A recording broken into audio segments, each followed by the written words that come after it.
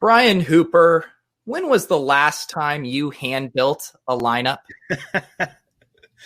I think it was during the Reagan administration. I honestly, I don't know.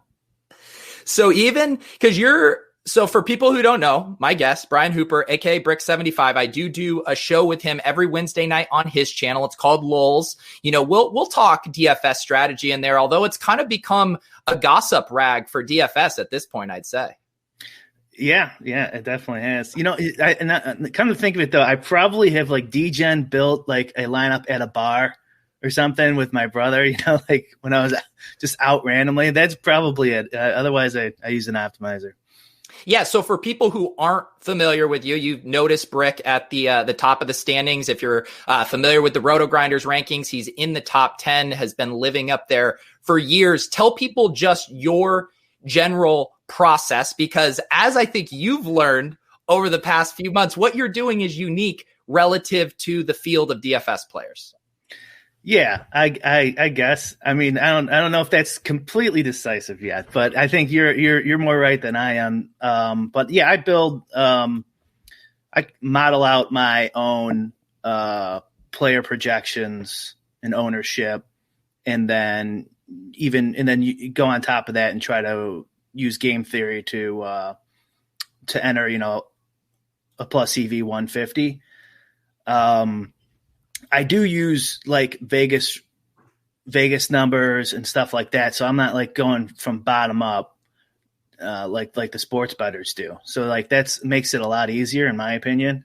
But I guess a lot of people aren't doing that, in the defense of the aggregators. Like I've said this before on our show, I aggregate NBA minutes projections and then I might tweak them, a little bit. And I'll aggregate some other things. And I definitely subscribe to, almost all the sites and compare my numbers to theirs each week and make sure I'm not too far off.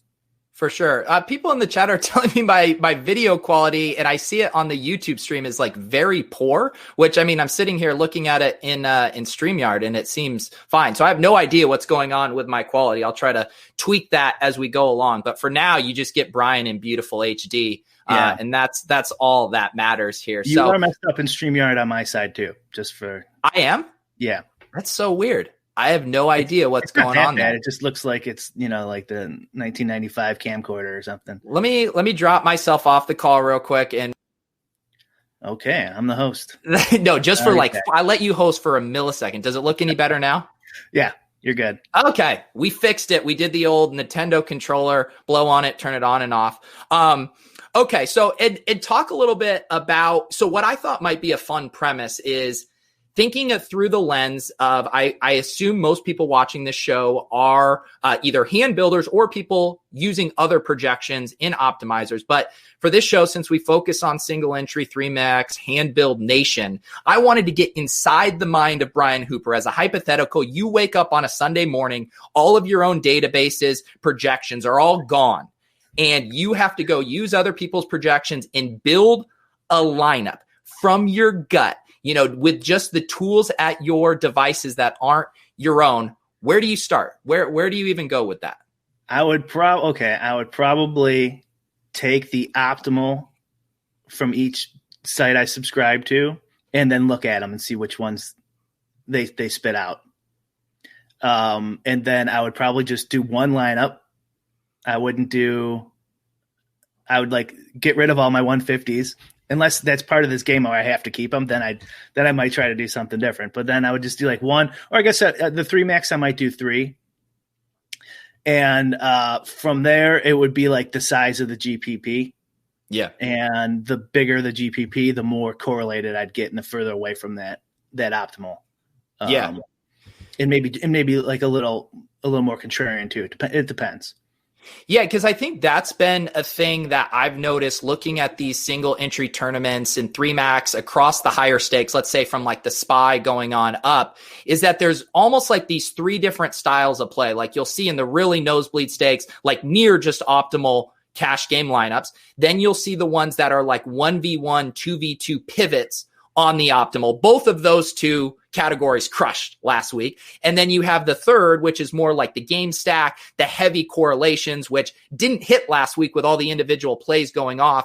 Where in that spectrum do you think you would land if you were hand building these lineups? I would cater to each one, basically, on the lines that you just described. So, like the higher stakes ones, I would say their floor is higher for sure. If you look at, an individual week, 1 week it might be lower than the milli or something, but most weeks on average, the floor is going to be higher to cash in those, but the ceiling is going to be lower, and that's just a function of there's just not as many entries in there. The more entries you have, the higher the ceiling's got to be.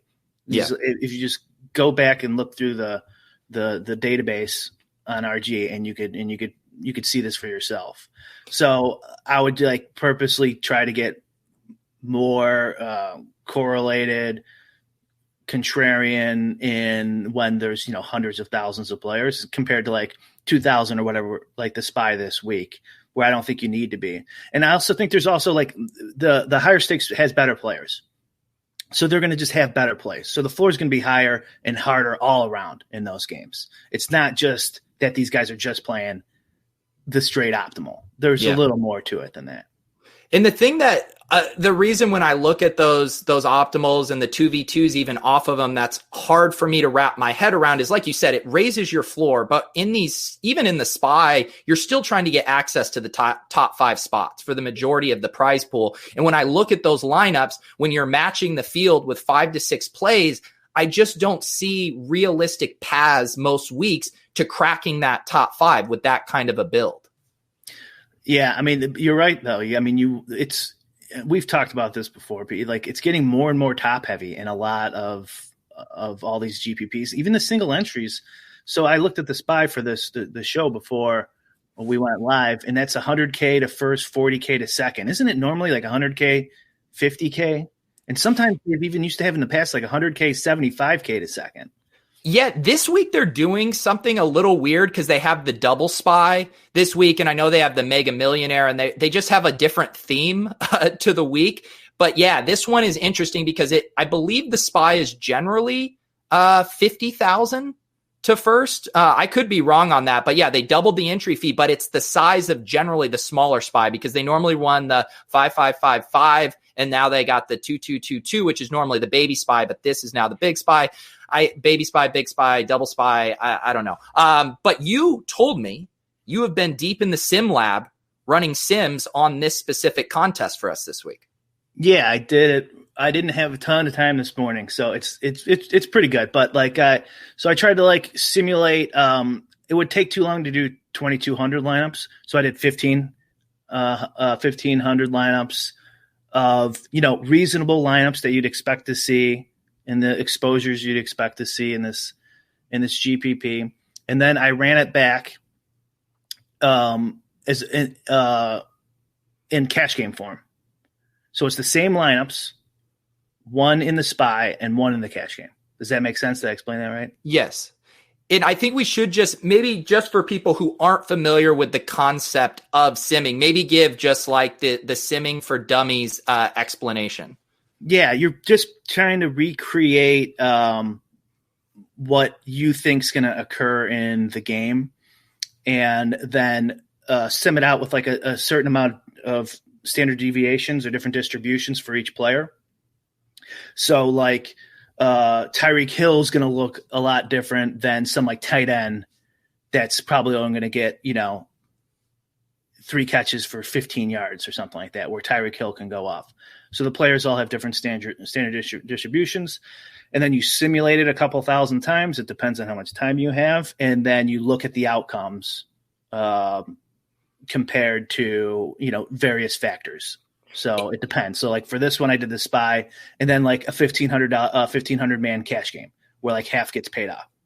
And is this sim, is it only factoring in that distribution of projected points, or is the sim factoring in ownership in any level and what the opponents are doing? So you could do it a whole bunch of different ways. So mine factors in what I think is everything. So correlations, ownership, points projections, different distributions, etc. Okay. And so let's, should I pull up your Excel sheet here? Yeah, sure. If you want. So let people know what we're looking at here. Okay, so the first page is the results from the SPY. So this was, admittedly, like I said, I didn't have a ton of time. So this is from yesterday's projections before the Thursday game. I didn't update them this morning, so I don't even know if there's been any injury news. And of course, by Sunday, we're going to have different injury news, right? Yeah. So this isn't gospel, but this is what I had projected for yesterday. And then I took the top 10 lineups that showed in this, and then you can see here, this is the SPY, the top 10 lineups ranked by ROI from a 1,500 man SPY. And then the second one I did a 1,500 man cash game, a double up essentially, and then rank the top 10 lineups based on ROI there. And so when I see these lineups, I'm seeing, some correlation here with stacking and stuff. So this sim is putting a premium. Does it have built-in stack rules, or is it just giving a premium if there's correlation to those plays? Well, the correlation's built into the sim. So like when Patrick Mahomes completes it to Travis Kelce, it knows that. Okay. Gotcha. And so you can see like the top lineup here for, our theoretical SPY here has a double stack of Kelce and Hill. Yep. And I don't know who the Chiefs are playing. Do you know off the top of your head? It's the Jets. They're 19.5 point favorites. Okay, so Perrine, right? Perrine and Mims. You got a double bring back in that. Oh, okay. No, Mims. I thought Perrine, Mims and Perrine are both right. Jets. Okay, yeah. That's. I don't know the roster that well on the this Jets team at this point. Yeah. So okay, double bring back. There you go. Yeah, and that's interesting here too. That I like the idea, because that's the thing I've been wrestling with too, and I think is this idea of, when we are correlating, like all of those plays get a boost. Like people stare at the projected points. You're trying to get in the most projected points into your lineup as possible. But the second you started adding in that correlation, like the way I think about it is that projection is now getting boosted. The original median projection is no longer relevant in the context of this lineup that has Patrick Mahomes. Yeah, we've talked about this a little bit before, and so that to answer your question from earlier too, that's exactly how I would do it if like everything went out like you said in that analogy. Is I would compare my optimal to my correlated lineup, and I would just look at the points projection. Like it's simple as that. So like let's say the cash game here is the car lineup. I'm just making up numbers here. Let's say it was 130 points projected. Yeah, and then I make my correlated lineup. And then it is the Pat Mahomes lineup here. So, like, if the Pat Mahomes lineup is at, like, let's say 110 points projected compared to the Derek Carr who's at 135, I'd be like, that's too many. I'm kind of making up numbers here, but I would just go back and forth between the lineups I like and the more correlated, et cetera, and, like, compare how many points am I losing here. And if you're not losing anything, enter that lineup, because they got the same EV plus all the correlations. Yeah. Ace Boogie is tilting. I'm probably donating to this guy every week, and he doesn't even know who the Chiefs play. Laugh out loud. That's the bric75 experience. He doesn't watch our show, obviously. You should have seen it. Brian and I did. And again, I mentioned this, but just so it's clear. So every Wednesday night at 8 p.m. Eastern, Brian and I do a show on his channel. I have the link in the YouTube description below on my channel. Very fun show. But we did one a few months ago before the season started where we did a best ball draft. And I was having to coach Brian along on all the players there a good bit. Yeah. Yes. And so now like another thing I've been thinking is now I sometimes worry, did I swing too far in the overstacking? So like as an example, I had a lineup last week where I went very heavy on that Green Bay Houston game. And basically what happened was I did a Houston double stack, and I knew I wanted to play Jamal Williams and Devontae Adams. It made sense, two of the best points per dollar plays. And then I'm sitting there looking at how much salary I have left over at tight end, and it fits with Robert Tonyan. And I'm like, do I just toss him in, or is this now too much? Having 6 guys from the same game, at what point is the stacking and the correlation boost too much to where you're actually every drive, Tonyan, Jamal Williams, and Devontae Adams can't score, and they're going to have some negative correlation there in between each other? Yeah, no, that's something to think about. I probably wouldn't go more than 2 players from the same team. Okay. So that would be 4 from the same game. I think you could push it to 5. In this sim, I did what I do, so 2 max. So there's no lineups in here that would have you said 4 guys from the same team. Okay, so like there maybe are, if you didn't have that setting, maybe you get a Herndon punt tight end squeaking into that lineup too, and you're saying, no, I want to axe that just because I don't think in the long run that's going to be profitable. Yeah, if I would have thought of ahead of time, I probably would have let those constraints happen and then run the sim just so I could answer that question for you. Yeah. But yeah, I don't even really consider it. And you're not going to be facing a ton of those really, Peter, right? In a SPY of 2,000 lineups. How many of those are even going to be in there where there's 4 guys from the same team, 2 from the run back? There's not a lot. I haven't seen a ton of those. And I do think, like anecdotally, like over the years, we'll have like 1 or 2 of those nuclear games where you will have 6 guys, but I do agree that's rare. But then on the other hand, we have seen now a couple of these lineups. CSU took down the luxury box a few weeks ago with a triple stack in a single bring back. Leone did it the week before, I believe, in the luxury box with a triple stack single bring back. The one kind of unifying theme with those is that within the triple stack, there was a really cheap punt play, I believe, at tight end, both of those games. It was a Darren Fells week and an Irv Smith. Is that a criteria for a triple stack of like, it's hard to triple stack Mahomes, Kelsey, Hardman, and Hill, but if there's a cheap option, does that make it more viable? No, that's just a function of optimizers. Okay. So like the same thing happens in baseball and other huge stacking sports where it will just, if you say I want 4 guys, it'll just force it in. So It doesn't necessarily mean that that's the right play. So here's what I'm thinking. Another way to describe this is like there's 2 different ways you can look at a correlation on a team, and it's kind of like I don't know, like Drew Brees versus let's say Bridgewater, since we were talking about him on our show. So like Drew Brees is going to spread it around, right? So that correlation is more distributed amongst the players. So it might be more viable to have 3 or 4 players in that type of situation than when it's consolidated, right? I like the consolidated ones. So like I want to know.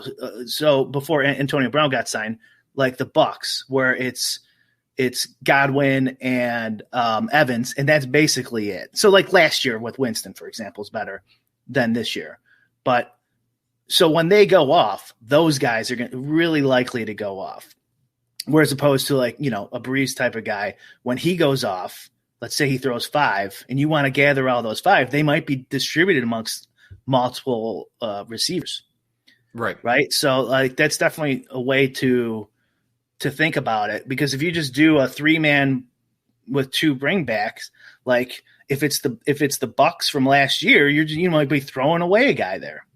Right.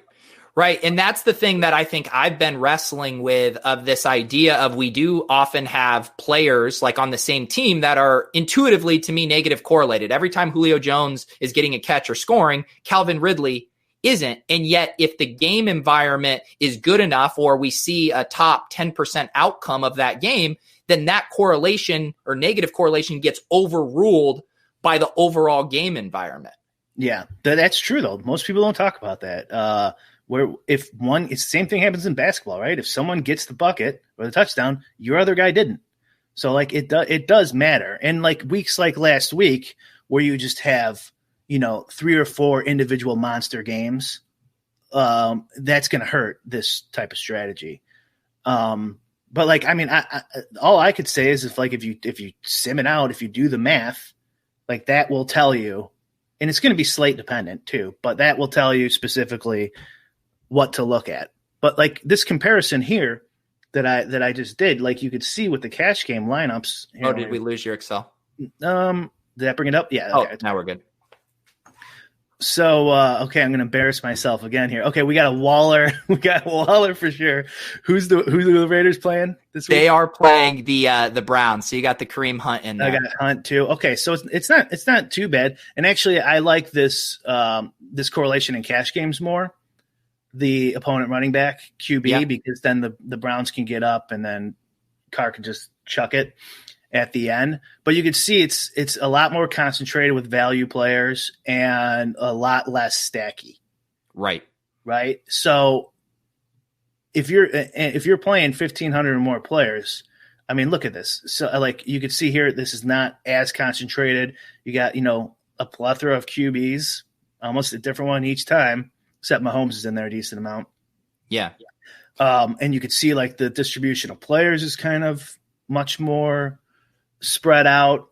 You had a question in your Discord about, what would you do with the top three? Yeah. Let me read that one. How do strategies change when entering single entry and 3-entry max tournaments? Are the build rules the same with a tight core of players, or do you want 3 unique lineups in 3-entry contests? Yeah. So quick plug. I have a video on my YouTube about this. I can't remember the name of it, but I only have like 10 strategy videos. It's one of them. I think it's called like correlations or something like that. But the long, to sum that up is if your EV is the same, it doesn't really matter. So, but what I would do is if the EV is the same, so let's just consider points equals EV in our world. Projected points for the team. I would just, as long as they're close, I would make the teams as different as I could and just have 3 straight shots at it, right? As long as they're within a couple points here. So like if we're using this sim here, obviously I take the number 1. I might fade this one, although it's pretty different, right? And then, so like, let's say I don't want to do Mahomes then. So then I'd probably do the Tannehill stack and then the Burrow stack. Yeah. And they're all about the same EV and they're completely different. I got 3 shots. And let's just also call a spade a spade. It's way more fun to have 3 different games that you can root for, than be it all in. And obviously if you hit on your one game, that's going to be nice for you. But like you said, if you're not sacrificing projected points in EV, like might as well let it rip in a few different spots. That just seems more fun to me. That's how I end up doing it. I've kind of had my core and then I'm cycling through the stacks around it. Yeah, it's fun until Devontae Adams goes off for 47 and you purposely took him out of the other 2. And then you're like, God, I could be looking so good right now. Yeah, that is rough looking at some very nice lineups when you pull out the nuts like that. Here's a good question from Drew, and let's leave this up here. He says, question for Brick, why do you think your sim likes double tight ends so much? And I already know what Brick's response is. His sims don't care about trends about double tight ends. It is just the math, putting in the best plays relative to the correlation. But how do you think about that as far as like, for hand builders, that's a no-no. We look at the top 10% of Millie Maker lineups. I know Britt Devine over there at RG was looking at those trends, and you're not seeing the double tight end lineups in there. So how do you think about that as far as, macro trends versus individual sims like this? Well, also, this is for a 1,500-man spy, so it might be something completely different for a $300,000 Millie Maker. But this isn't really that, in my opinion, this isn't really that double tight end stackish. Kelsey's like a wideout, basically. True. Like the numbers he puts up. So if you take Kelsey out, it's not that crazy. I mean, I guess you got Diller. You got some Kamara in there. You got one Adams. And this is just the top 10. I don't have it saved anymore, but whatever the top 20 or 30 might look a little different. And it's going to vary week by week, event by event.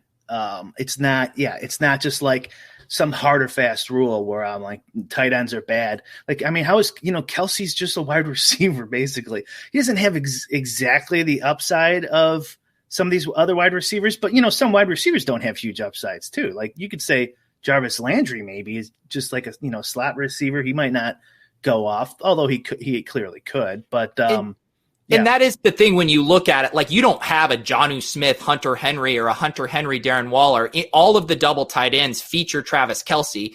And I've actually thought, not to talk about season long on a DFS show, but in these tight end premium leagues, the way we think about it is you draft one of the elite tight ends early. That's your flex play. And then you still draft your cheap tight end later because you're just thinking of that as projected points. It doesn't matter the spot. And I do agree that Kelce qualifies as kind of a guy that has that elite ceiling that you just want to jam in. Waller's close too. Yeah. He's not having the year he had last year, but I mean, sometimes last year he's basically a wide receiver. Yeah. Yeah. And this is the funny thing too. I couldn't stomach 2 Jets in the same lineup. I think this is the ultimate hand builder's dilemma. A lot of people can't stomach 2 Jets. A lot of people can't stomach 2 tight ends, but dare I say, this is where you can actually get leverage on constructions if you have a plus EV lineup based on the correlation. In a big part of the correlation in football is like getting destroyed in the first half and just getting garbage touchdowns at the end of the second half. So like we talked about this a little bit, Pete, Deshaun Foster, Watson, sorry. Pete, you're going to tilt the people so bad messing up Deshaun Watson's name. Last week was a cash game, like pivot point, and he was doing garbage like through 3 quarters basically, and came on, barely got over the prop line of 293 or whatever it was. Yeah. And so like, but that's because they were down. So like, I mean, the Jets, the Jets is a different story. I get your point here, but like if they are down by, 30 going into the late third or something, they're just going to let him score a touchdown or 2, probably. Yeah. And I'll do a narrative take about the Jets of why I like this setting up for them better. First of all, they are using Pirine way more in the passing game. Frank Gore is just getting those low value early grinder touches. So if you're down 19.5, like Vegas projects, that sets up for Pirine. And then you have Denzel Mims. So Brashad Perriman hasn't been playing. They play similar on the outside. And again, I've been saying this on all these shows this week, but if you don't know who Denzel Mims is, he's a highly drafted pick. He's 6'3", runs a 4.38, 6'6" 3-cone. Like the dude's an athletic freak, stepped into a 32% target share right out of the gate. Now you don't have Perriman playing outside. And it looks like Jamison Crowder is going to be back in the slot, which I think just makes their overall offense a little more efficient. So I like how this sets up for the Jets. And I don't know. We always say that, like, people, do you not want to play Terry McLaurin because Kyle Allen sucks? Well, if you're getting volume or the game script is in your favor, it doesn't matter. Yeah, for sure. It's scary stacking this, this heavily for sure. And do we have another one here too with Hines and the Colts? Yeah. And so it's fully correlated lineup. Let's talk about Hines because I think that's interesting. One thing that I enjoyed checking out. So Cardi over on RotoGrinders, I'll pull this up here. He has his typical standard projections, but then he just released these GPP metrics and something he calls smash percentage, where he's looking at the range, the distributions, I think similar to what you were talking about with your Sims, and then the amount of times that they beat their projection and relative to their price. And so the reason it made me think of it with Hines is he was actually popping in that when I was looking here. Where was he? I thought he was in here before when I was looking in my spreadsheet. Maybe he's not. He updated today.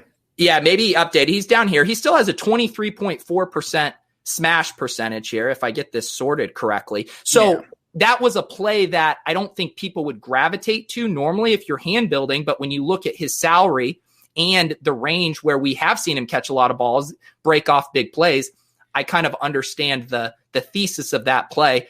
I guess I'm rambling here. What do you think of this concept of a smash percentage? It seems kind of similar to maybe some of the stuff going on in your Sims.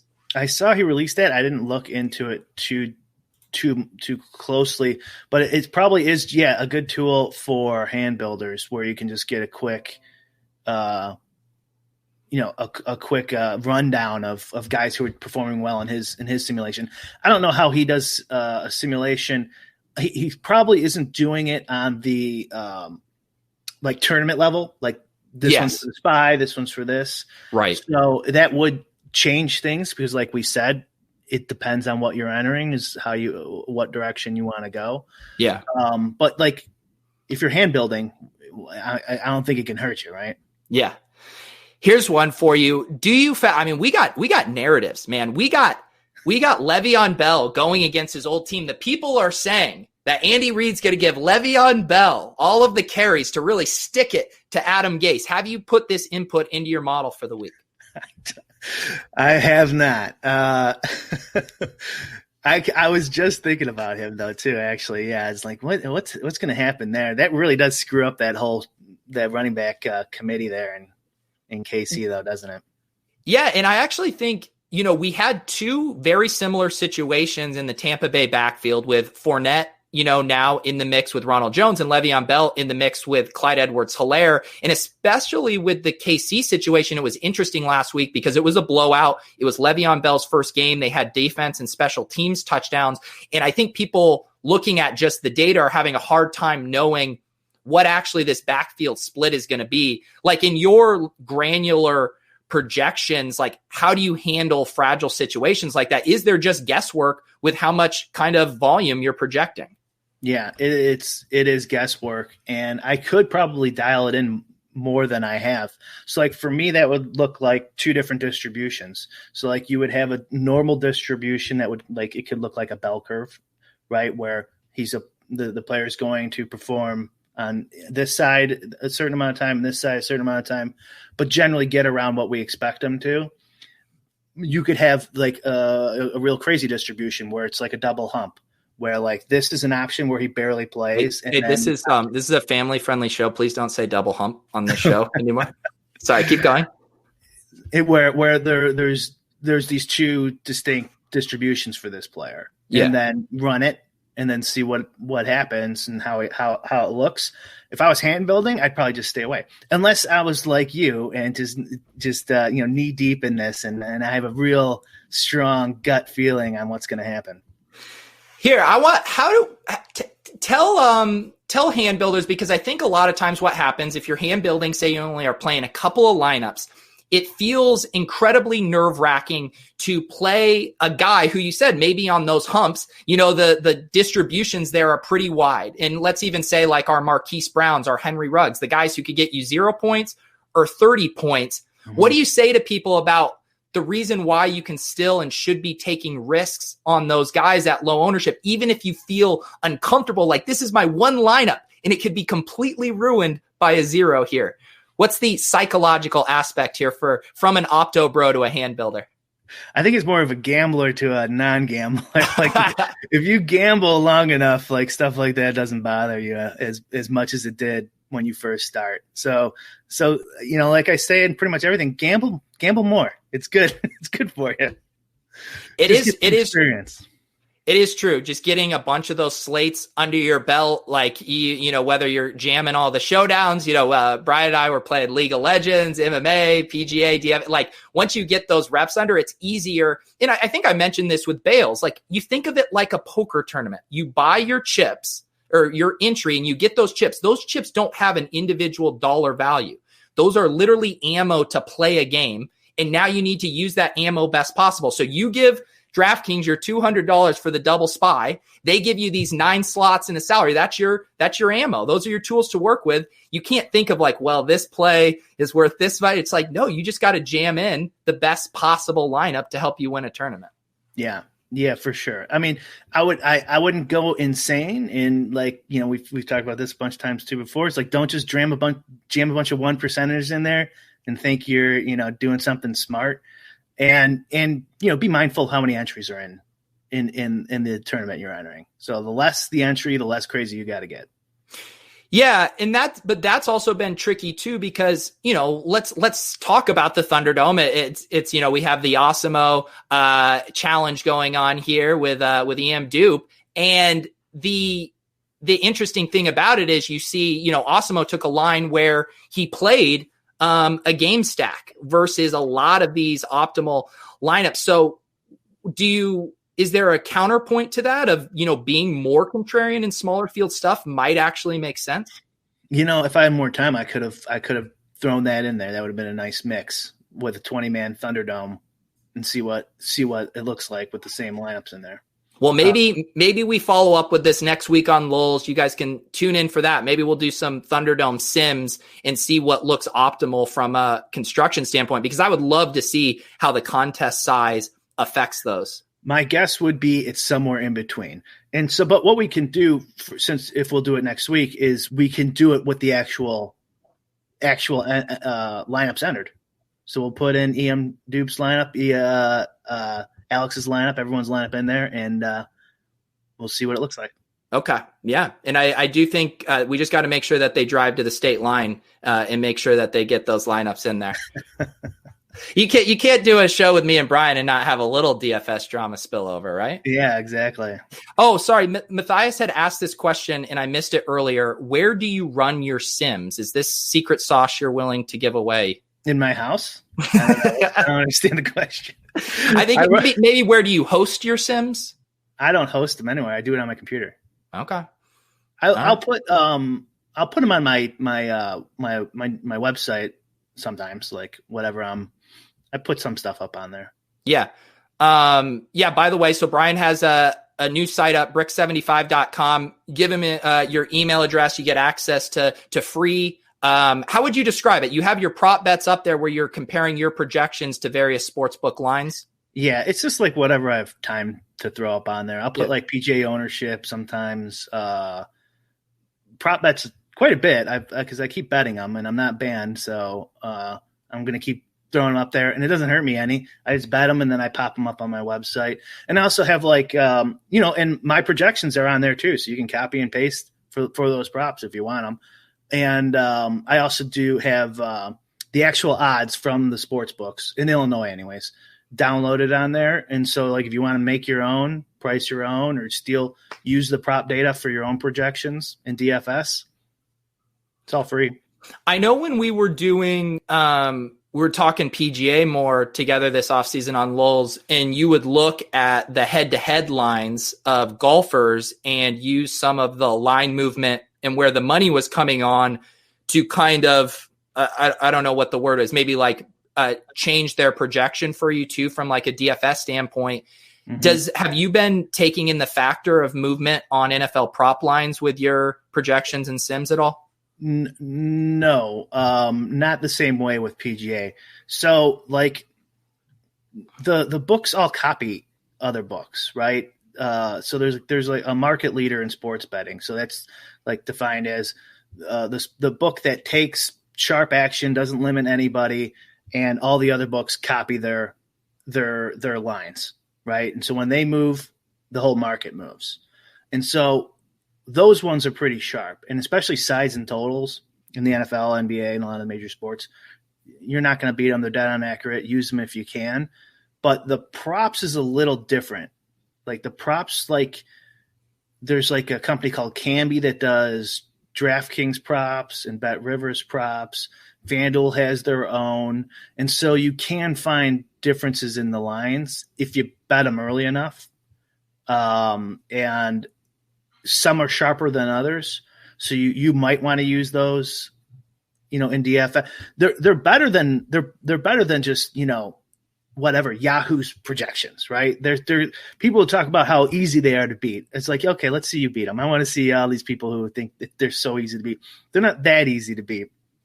You got to put in a lot of work. So like if you don't know how to make projections and you just use the sportsbook ones, you're not going to, and you maybe average the books together or something like that. Dare I say aggregate them? You're going to be doing better than what? 90, 95, 99% of guys out there who are just going with the gut. Well, I feel like the narrative generally around props has been like the volume isn't big enough to hammer them into an efficient line because the books don't pay as much attention to them. Therefore, maybe they wouldn't be as useful as a projection starting point. They're pretty good. They're pretty sharp. Okay. They're pretty sharp. Yeah, they'll be off. Like if you look at my props from yesterday, I did them late. Like I want to do them earlier, but it depends on how much time I have. So they do move them. Like, you're betting like 2 yards differences with, the lines maybe a little off. So like it's 2 yards and the other way's minus 125 or something like that. So like you're getting like 5%, 9% edges. I think the chatter of the props are really, really bad is overrated. They're pretty good. Gotcha. They're better than what most of these DFS entry guys can do. Yeah. In my opinion. Yeah. All right. Eric is trying to pin you down on this. You wrote your own app to run Sims. If you just want to plead the fifth, I'll allow it. Or I just can't tell if you're being purposefully coy or if you don't understand the questions. No, I didn't really fully understand them. So I code out my own Sims and I use a Monte Carlo app to run the actual sims over and over again, as opposed to just making 10,000, which is what I did before, like 10,000 rows in Excel, and then run the sim that way, because it just goes so slow.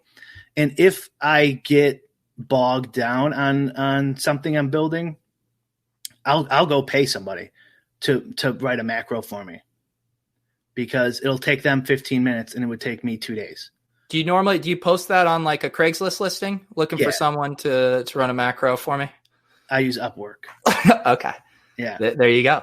Division of labor, my friend. Division of labor is a powerful tool.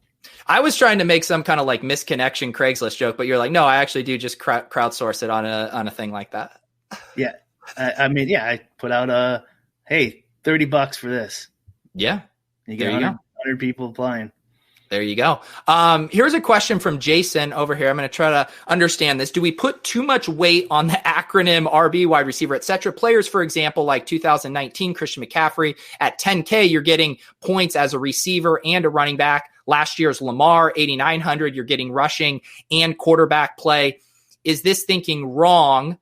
My guess is you're just going to say this stuff is baked into good projections. It's kind of like the Kelsey thing we were talking about before. It's like, yeah. Who cares if he's described as a tight end? And he can still get you 30 points at flex.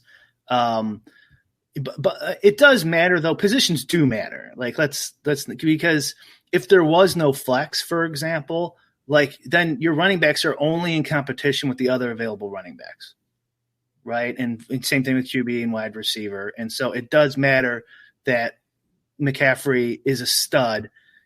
In comparison to all these other running backs, it might matter even more. You know what I'm saying?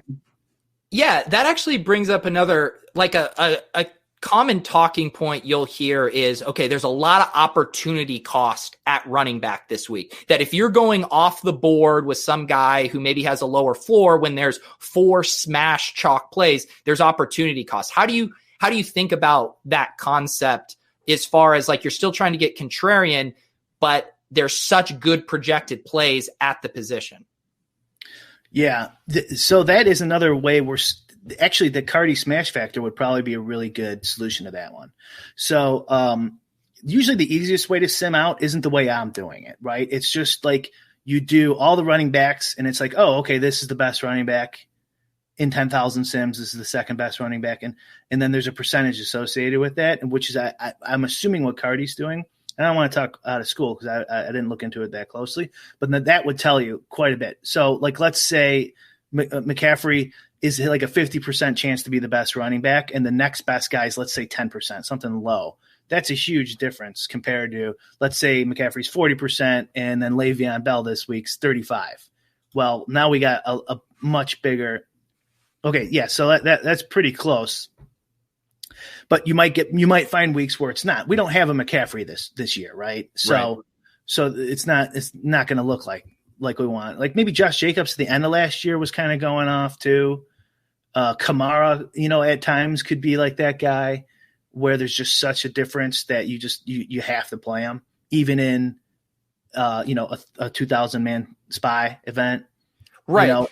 Where you look at the fantasy points per dollar, even at a median projection, and it's just like the salary can't be high enough for him not to be a good play because his role has basically broken the salary constraints on DraftKings. Yeah, pretty much. Yeah.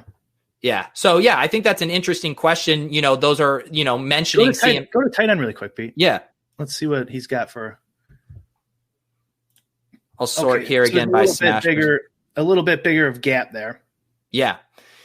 And it's interesting here. So looking at Kittle and Kelsey, who are similar salary, but he just has George Kittle more likely to hit this really top range of outcomes. So he's smashing almost 10 percentage points more frequently than Travis Kelsey.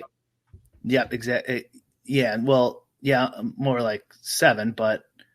Oh, you're right. Sorry. I was looking at the wrong number. Yeah. But yeah, and pretty high over the next guy. Yeah.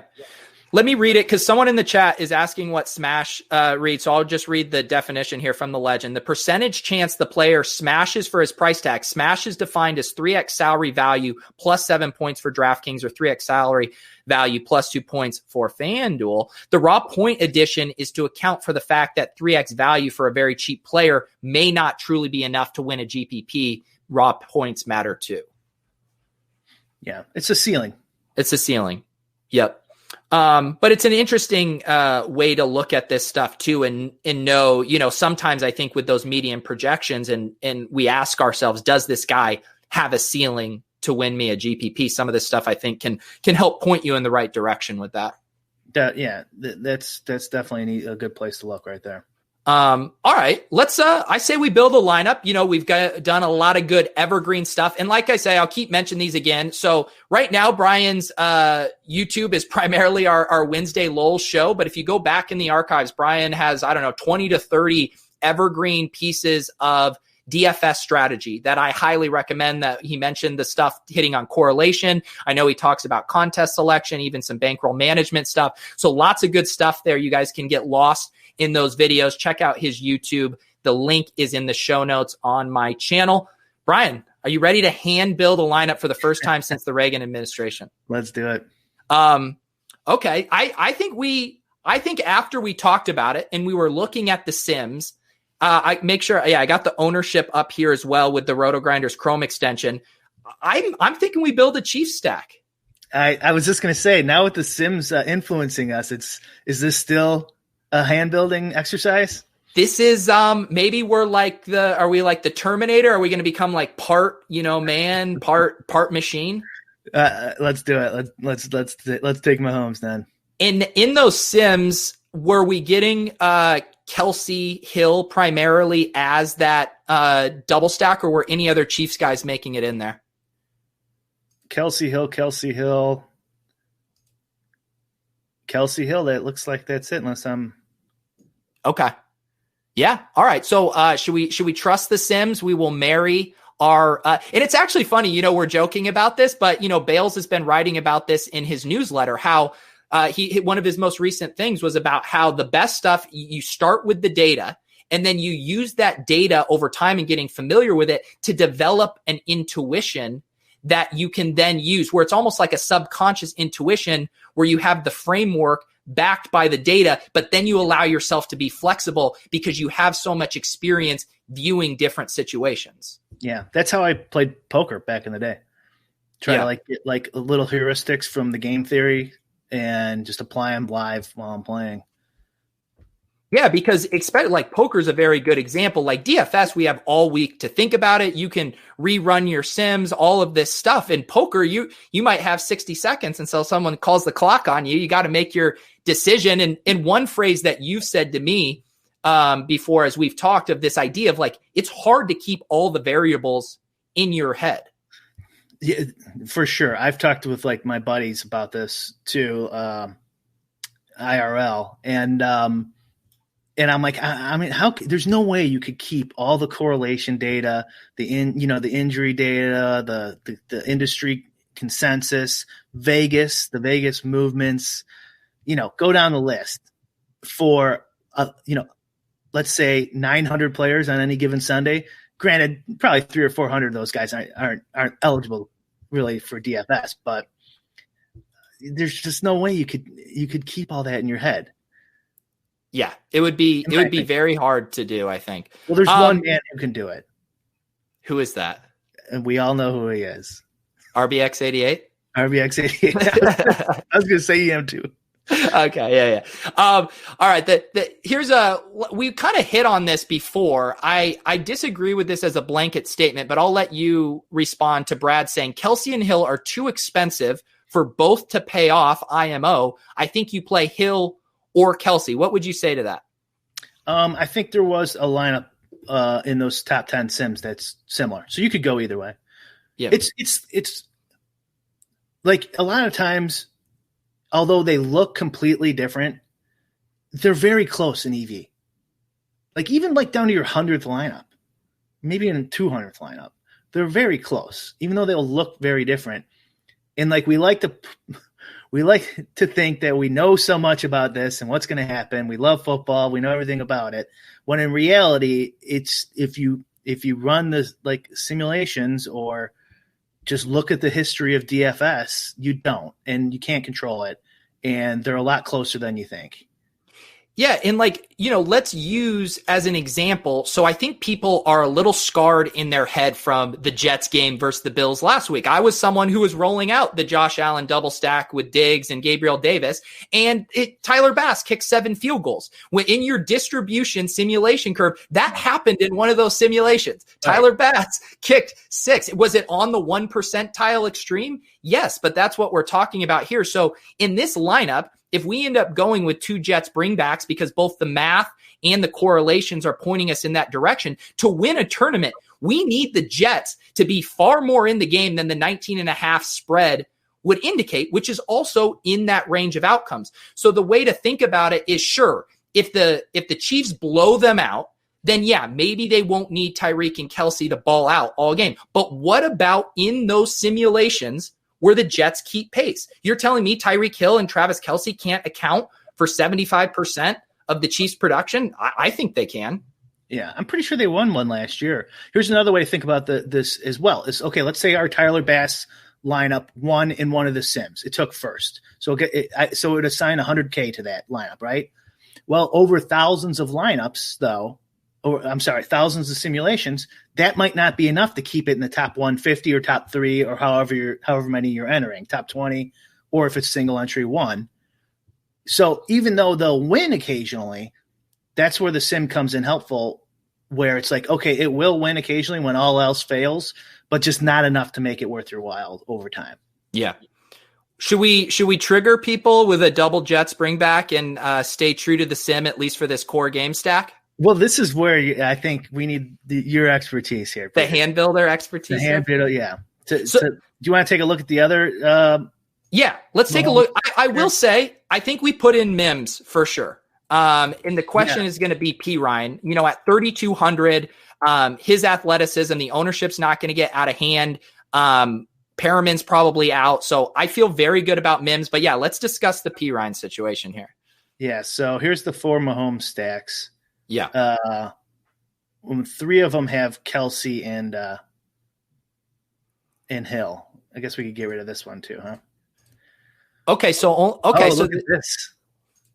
Look at my guy DeAndre Swift. People forget I did tout DeAndre Swift. This is interesting here because how do P. Ryan and Hines' price compare? So 4,300 and 4, I think. And 4. So this is one of those situations that I was talking about last week with Robert Tonyan, where I didn't know how to include him. Like my gut chasing correlation just says, hey, break the tie in favor of P. Ryan. He's going to catch passes. I know he's not going to get game scripted out of this. I don't envision Gore getting 25 carries in this game. That said, is this the line where we make the decision on trying to access more points in that other game and trust that Mims is racking him up for the Jets? I mean, he's in all 3 of them here. And, this also goes to I can't remember the gentleman's name who didn't like our stack, but you're going to have to fit in some of these cheaper guys once you do go up to Mahomes, Hill, and Kelsey. Oh, wait. Sure. Now I'm triggered. I am triggered. I didn't realize we did have a double tight end with Will Dissly in here. Oh, yeah, wow. But you fit in DeAndre Swift, which changes everything. I think you got to X out the Dissly lineup. I don't know if I can do that one. The hand builder is overruling the Will Dissly double tight end. I was kind of liking that one, honestly. Well, the thing that makes me scared about them, it's like Olsen still is getting the most opportunity. I do think Dissly is the most talented, but then even Hollister is in the mix. So they have 3 tight ends. It does seem a little thin for one of these. That sounds like something that Sunday morning could look a lot different as well, where if maybe somebody's not going to be playing or not playing as much, that would change the whole thing. Okay, so now we are kind of narrowing down our things. It looks like we kind of have a choice. Let's come back to the running back decision. It looks like we have a choice between a high price luxury guy in Devontae Adams or Alvin Kamara. Do you have a lean in which kind of direction you'd like there? Yeah, and then Corey Davis-Boyd. So Kamara has been like his floor seems to be like 20 some points. I don't know if you've watched any of the Saints games. Yeah. I'm a big film guy. I don't know if you knew that. No. When I'm watching Red Zone, the Saints pop up a lot, and they just like are not giving him the goal line carries, the goal line, touches. But if they did, he would get like 30, 40 points these last few weeks. It feels like his floor is 20. It does. And yeah, we were actually talking about this on the Swolecast. Like, which one would you rather have just in a vacuum, Adams or Kamara? And it does seem like Adams has a little more TD equity right now just because he doesn't have a Latavius Murray in his life. But like when we look here at just the, raw projected points, very similar, and then the ownership, it does look like Kamara is going to catch a little bit more. So how would you break the tie with all things being pretty equal? Well, I would just use my number one sim lineup, or I would go to random.org and randomly pick. Yes. Yeah. There's not a huge difference. So the actual ROI between these lineups, the number one lineup was slightly higher than the rest of them.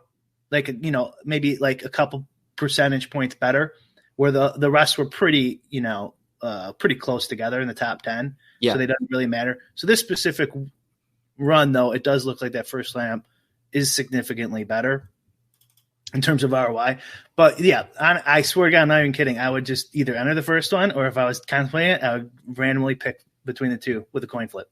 Let's trust the sim. Let's play Devontae Adams here. Now, one thing I want to ask you about, and again, we're using the sim as our framework. We're living within those rails, but we can get off of it here, but we're just trying to build smartly. And this is giving us the bumpers, playing bumper bowling to do so.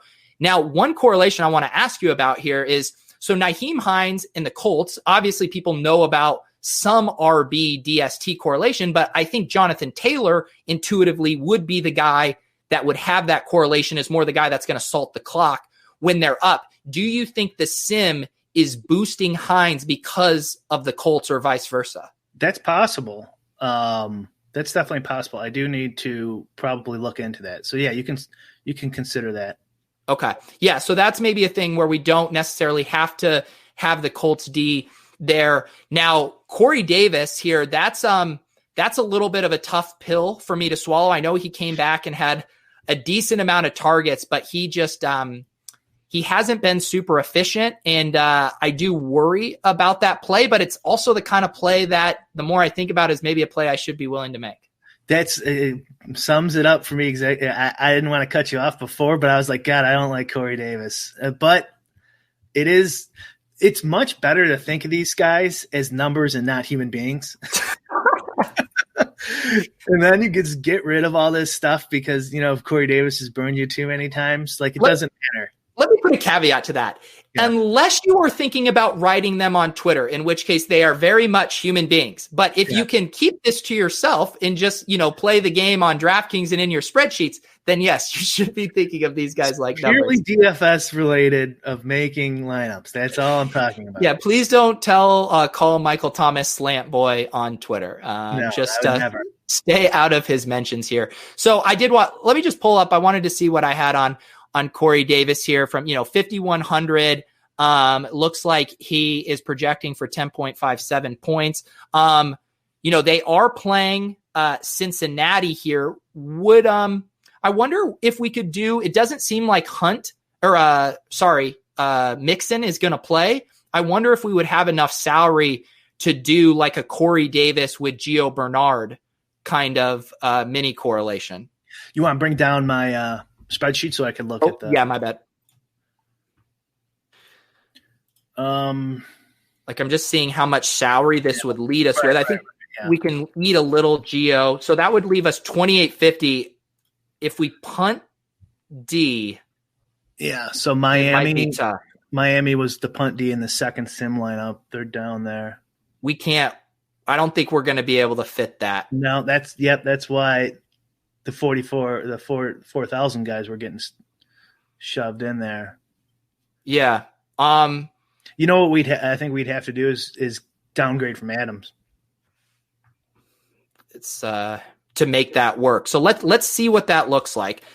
And these are the actual decisions that happen when you're hand building these lineups of like, coming off of that week. It's like, yeah, it feels good to have Adams in there, but then you're going to sacrifice some of these other plays. Although it feels weird to pull out Adams so you can fit Corey Davis.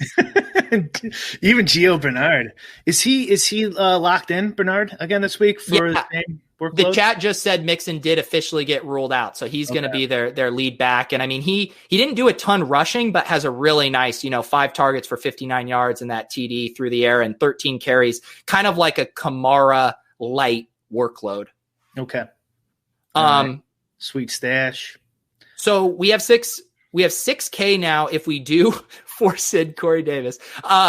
With a running back flex that we can play around with. So this is a good question now. Like, do we go back to the Sims and look at other pairings that have like 12,100 in combined salary? Yeah, I don't have the salary up there, but we could take a look and maybe be. So this is actually interesting. I am seeing AJ Brown in a bunch of these. I would love to actually try to get Corey Davis to AJ Brown and see if we could build from there. Okay. He is not in any of the Mahomes stacks, but that doesn't mean it has to stop us. Yeah. I obviously prefer him. How much more is he? He's significantly more. He's 6,900. Very nice, or not that nice if you're running up against constraints. But just the fact that we're seeing him in there, and if we're going to correlate him with a little bit of geo chalk, which it looks like these ownership percentages haven't been updated, he'll be more than 6.4%. I imagine. Here's another massive stack. Yeah. That's the Joe Burrow double to Green and Higgins with the double bring back of AJ Brown and Jonnu. I do like that lineup. I do too. These guys are questionable, right? I don't. So no, Melvin Gordon's good. It's Phillip Lindsay who's in the concussion protocol and hasn't been practicing. Cook is questionable. He didn't practice yesterday. They say Zimmer says he thinks he's going to play. I'm leaning that Cook goes. So that lineup, I don't think there's any too big of injury concerns there. This lineup would definitely make something for me, though. I like it.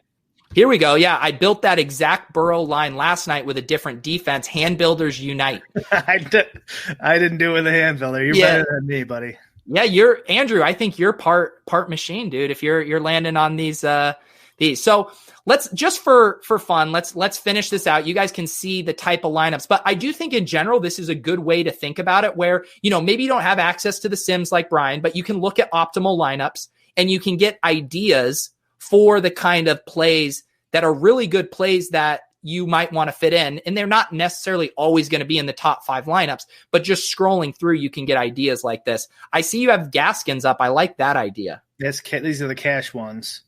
Maybe we could get some value guys in there instead. And I noticed, I was watching one of your shows and you were touting up Gaskin a bit. Yeah, I'm pretty stoked on Gaskin. I mean, his role has been that of, a bell cow running back, and he's priced at 5,200 and he's not going to be mega chalk. So okay. Let me get this back up here. So if we put him in, that leaves us 5,100 with the flex. We're also correlating. Now we have the mini correlation, Bernard and AJ Brown. We have the Chiefs double stack with the bring back with Mims. We have Gaskin correlated with the Dolphins defense, which we've said is maybe a looser correlation, but both are so affordable that it doesn't even feel like we're forcing anything there. No, yeah, I like it. And so 5,100. No, we're not. We can't. Here's one for you, man. There's actually a couple plays I like in this range as one-offs. I mean, I can make cases for T.Y. Hilton, Joshua Kelly, and Henry Ruggs. I was going to say Ruggs, yeah. Ruggs is like, I actually love Ruggs as a one-off here because let me tell you, Darren Waller is going to be chalky. Josh Jacobs is going to be chalky. I mean, that is isn't that the perfect one-off leverage on a chalky game? That's probably in this group. That's probably who I would throw in there. I like this lineup, Brian. Guaranteed winner, free money right here. Guaranteed winner, guaranteed. And say, again, one final little dumb thing. You hand build this lineup, you feel good about it. You see you have $200 remaining. Are you just like, I'm good, like all the logic and correlations check out? Or am I like, oh, let me see if I can upgrade Dolphins D? No, 2,000 man GPP. 200 doesn't bother me at all. Yeah. Dude, this was fun. We went over, but I I think this was like a really good kind of walkthrough of how we can marry the idea of, Brian's far on that spectrum of using the sims and the projections and trusting the math, but then also showing how you can finesse it a little bit. Say, you're only playing one lineup and you don't want to play Corey Davis. It's fine. It's fine. There's ways that you can still work around that. No, yeah, I agree. This is exactly the way I would do it if I had the time, like to put it all that in, and then the time to pay attention to all the news and do 20 DFS shows a week talking about this stuff. This is probably how I do it for those 1, 2, 3 lineups that are like really important to me that I'll have in more than anything else. We taught Brian how to hand build today. He taught us how to look at his sims, and we taught him how to hand build. I actually saw, Brian, someone had asked if there was a chance to look at the sims. Maybe not, obviously you don't have to do everything, but maybe we could post a link to the Google Sheet of like some of the ones just that we looked over today, if people want to kind of scroll through those. I could cut and paste it as like a photo on Twitter, or I could upload it to my site. Yeah, let's do. If it's easy to upload it to your site, let's drive some traffic to the site. If you want to check out, copy and paste it too. If I do it that way, I think it'll upload. We'll see. Yes. Yeah, so that's bric75.com. You just need to sign up with an email. Don't worry, Brian will not spam you. He doesn't strike me as a guy that's trying to harvest your email for bad. Yeah. Brian, I really appreciate you coming on. Always, I don't say it enough. I mention it a lot. I owe so much of getting better at DFS to talking and learning from Brian. We started doing the show on the infamous Rudy Gobert night back in March, and getting to talk with Brian on the show, off the show. I've learned so much. The sharpest guy I know in DFS. So go to his YouTube channel, watch those evergreen videos. Like I said, we're a gossip rag sometimes on lulz, but we mix in some good strategy talk. I think if you guys enjoyed this show, you will enjoy that. That's every Wednesday night on Brian's YouTube channel. Thank you to RotoGrinders for hosting and sponsoring us here. If you're watching, please subscribe, hit the like button. I also have links to a Discord on my YouTube channel. There's a lot of guys talking strategy. I think even some of them are going to hop on a voice call this weekend. I think is a nice thing for people who want to bounce ideas off each other. You can check that out as well. Brian, any final words? I think I did all the housekeeping. No, that's that. We have the shows on pod form at iTunes. Yep. Or the link in my Twitter bio. If you guys want to check that out, it works just as well in audio. And thanks for the kind words, buddy. Yeah. And I promise you, Brian is not selling your email. I'm not going to sell your email. Yeah. And Eric Johnson says, is it a free site? Yes, it's free. You just sign up with an email and then you have login. And Brian also, if you follow him on Twitter, he'll post a little screen grab of the props for the night. And then you can go in, log in, you can sort them, query them how you want, right? Yeah. I won't post all of them because it would just be too big of a picture on Twitter. It would look ridiculous. So I just post a few of them on there and most of them are on the site. Yeah. It's honestly, and I'm building other stuff on there too mainly for sports betting. So if you're into sports betting, you want to check it out. Yep. All right, guys, really appreciate you all hanging with us this weekend. Good luck this week. Don't forget to play Denzel Mims. We'll see you guys on Monday with the review.